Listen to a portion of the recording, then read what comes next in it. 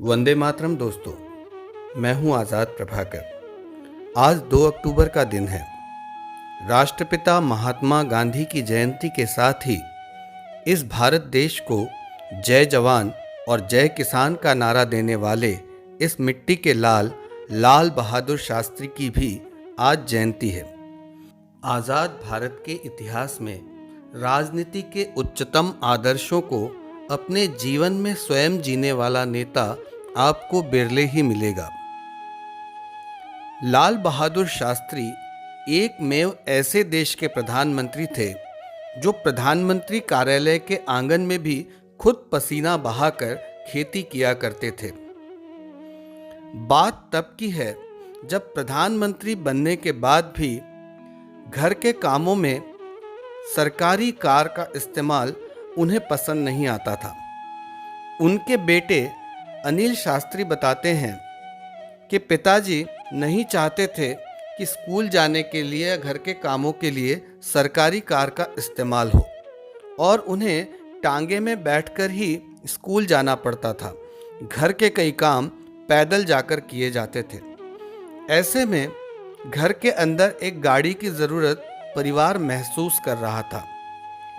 परिवार के बार बार कहने के बाद आखिरकार शास्त्री जी कार लेने के लिए मान गए। परंतु इस देश के सबसे बड़े नेता के पूरे जीवन की जमा पूंजी उसके खातों में केवल 7,000 रुपए थी। जो कार पसंद की गई थी वो थी 1964 मॉडल की प्रीमियर पद्मिनी, जिसकी कीमत 12,000 रुपए थी।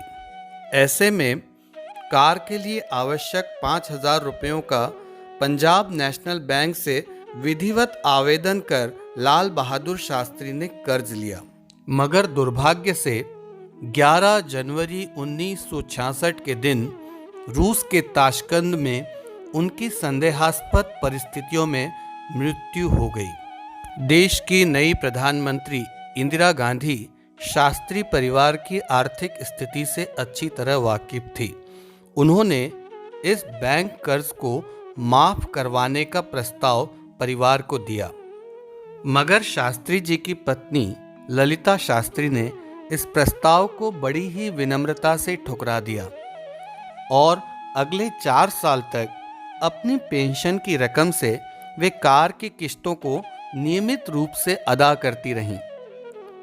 आज के राजनीतिक वातावरण में जहां सरकारी यंत्रणा को ज़्यादा से ज़्यादा अपने निजी स्वार्थों के लिए उपयोग करने की होड़ मची हुई है, ऐसे समय में लाल बहादुर शास्त्री जी की ये कथा हमारे सामने राजनीतिक शुचिता के उच्चतम आदर्श को प्रस्तुत करती हैं।